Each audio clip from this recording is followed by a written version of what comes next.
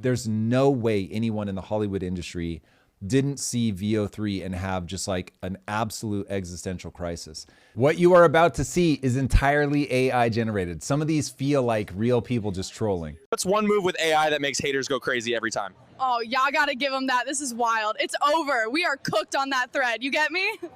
Sheesh. This is AI, dude. Sheesh. We're gonna light up the sky. Remember, both the audio and the video is AI generated. This stuff looks so real. This is crazy. So I went to the zoo the other day, and all they had was one dog. It was a Shih Tzu. It was a Shih Tzu. I get it now. Look at AI making jokes. When we get in there, I want no bullshit. You stay on my 6 at all times.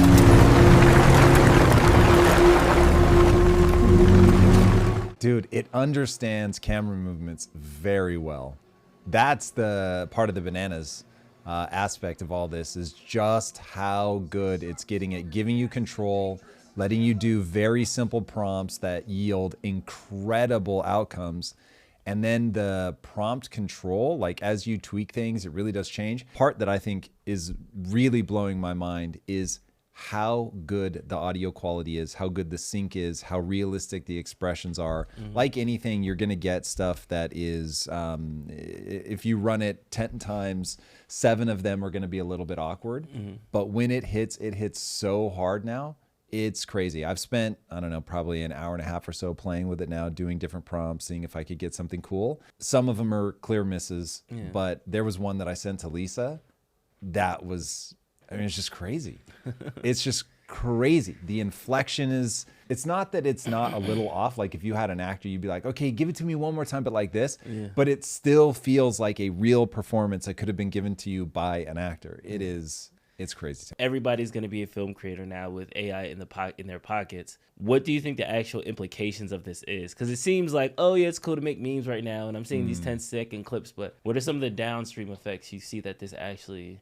Can this take hold? This is truly a quantum leap forward. We were talking yesterday, the whole team here was like laughing in that like uncomfortable, thrilled laughter of like, what is this? What happened? This is so big. This is so transformational. I don't think everybody becomes a creator though. I think the reality is that the vast majority of humanity, much like most people aren't out there creating reels, most people are out there watching reels, and you might occasionally make something, but for the most part, there's going to be a class of people just like there are now that fancy themselves a creator, that want to spend all day polishing this stuff and making something.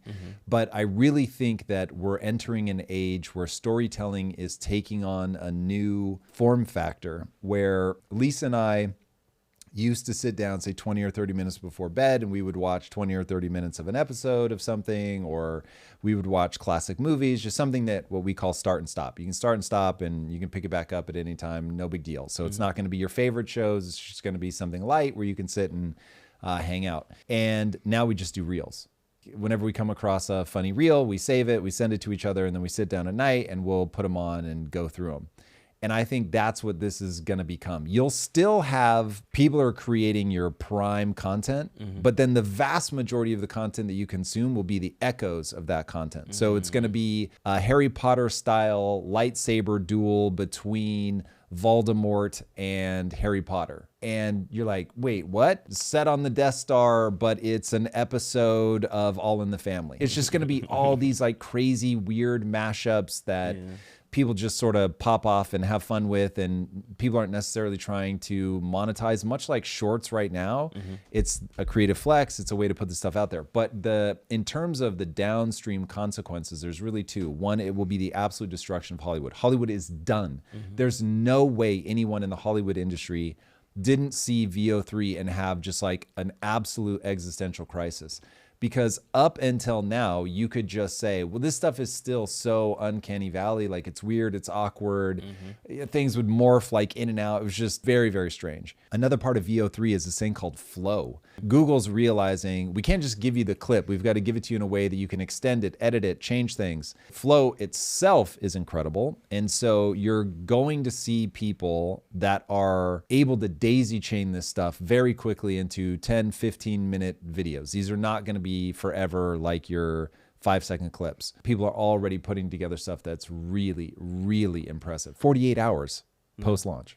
It's crazy too because I was looking at Flow and they have like a Flow.tv channel. So I kind of scrolled through and it's like, okay, I haven't seen that yet. Yeah, like what are other people creating? And it's like an underwater editorial shoot with a mermaid, and it's like some high fashion thing. But it's, to your point, it's 2 to 3 minute vignettes. I almost compare them to like visualizers that'll be in the background of a party or something like that. So but it's if this is where we are at 48 hours, where are we at 2 months? This is what hit me the hardest is when you reach the point in AI where you're frustrated because it can't deliver the thing that you want to do, because we're constantly like, how do we integrate this deeper into the Kaizen video game pipeline? How do we take our comic books and turn them into anime? And we're just constantly frustrated. Like you run into a wall and it's like, it's amazing. Obviously we're moving forward, but you hit that wall and you start thinking, man, maybe this is farther down the road than I think it is. And then you get a quantum leap like VO3 and you're like, holy shit, maybe this is sooner than I thought. Because I think the thing that's easy to lose sight of is you're not waiting on any one company. All of these companies are pushing all of this stuff forward. And so often, because they allow you to like, give me a reference or whatever, you can daisy chain all the different applications and approaches. And so it gets just absolutely insane. So this was a powerful reminder to me that maybe the things that I want to do, if I was waiting on one app, maybe it would take 12 to 18 months. But given that there's already, call it 7 to 10 that are competing, plus how many are being built out right now that we just don't know about, that are about to cross the threshold and come out. Even looking at something like Claude 4, where from a coding perspective, you've got people now one-shotting. This was the most interesting one I saw. They one-shotted a browser agent with embedded API calls off of a like super simple prompt. Now, if you've ever tried to do vibe coding, you'll understand how crazy that is, that it's able to integrate all that stuff. For it to do that, it's got to go read like the documentation on the API, understand it, integrate it, error check. It's bananas, dude. So, but there was one other thing. So that's the first one. It kills an industry that certainly I care a lot about, but that industry is just going to go away. People are going to get used to the vignettes, the AI of it all. Like the fact that it's done in AI will create a new form of storytelling. Mark my words. 100%. But then you've got all of the ramifications of what is real. Because now I can't even tell if someone's trying to trick me that it's AI by shooting something real. So shoot a real thing, tell me it's AI. A political thing comes out. People are already saying, oh no, that's fake, that's fake. And in reality, it's real. People are 100% going to claim real things as fake things as real. And now that you can make things look so realistic from like that subtle, someone's holding their phone perspective. Like for instance, there's now a big claim on the internet. It was about 1 million views a couple of hours ago that the assassination of the 2 Israeli embassy workers was a false flag. And people were like, are they even really dead? And it shows this video, which admittedly does, it's weird. Like when you think about what just happened, it's like people aren't acting quite the way you would expect them to act. My first question was, is this AI? Like, has somebody created AI where it's like, here's the sequence of things that happen that are just a tiny bit off. But because AI is so good at mimicking things recorded on an iPhone, there's just going to be a tsunami of it. You won't be able to parse through everything. And getting into the political landscape, the thing that I'm realizing is there's just so much happening, Drew, that part of the big bamboozle is going to be you won't be able to keep up with everything. That's where I'm getting worried, is how do we safeguard these things? Because I understand, yes, AI is taking off. It's the technology of the future. But even yesterday, on Lisa's channel, we do some Diddy coverage. One of our coworkers kind of reached out to me and they was like, hey, I got this audio of Diddy and LeBron James, and I think you guys could use it tomorrow. And I'm like, Diddy and LeBron James? And like I heard it, and I was like, oh, that sounds like AI. She's like, yeah. Now that I'm hearing it again, it probably got me. But last night it tricked me. Yeah. So I'm just like, there's just gonna be so many tents on the buses. Yeah. Got me. So it's when you're gonna be scrolling at 3 a.m. and you're gonna half see something like, wait, that's real. You're gonna lock it in and then Literally, that's exactly what happened with me with the buses. Was I saw it, I was just going by quickly, and I'm like, that's fucking crazy, man. Chicago's out of their minds. And then you start like, wait a second. But I was like, go back and see, wait a in the second. quick going by, it planted a seed in my mind that was happening. I wasn't being critical about thinking through the problem. And so you're just like, okay, only to realize, no, it's totally fake. But now it occupies a bit of space in my brain. Yeah. And even if there's a sense of, but I've seen it. Even now, when I reach into my mind and I think about the tents on the buses, my brain hands me back, oh, that real thing that's fake? That's like the way that it gives it back. Like it still feels real because it looks so real. I got an R word. You're going to hate me. I'm about to trigger you right now. Let's go. Do you think we need regulations? Ooh, yeah. Because I was like, what R word is he going to trigger me with? Because we talked about AI hallucinations and everybody just laughed it off. Like your LLM will lie to you. And we're like, it does some things that time. Now we have video with audio that is synced. I feel like if you put those two things together, there are going to be some lies that do. There's at least going to be one viral lie that goes millions and millions of views. Like anything, you can do regulations well or poorly. And yes, I would say that you do need to regulate this. I'll give you an example of the kind of light regulation I would like to see.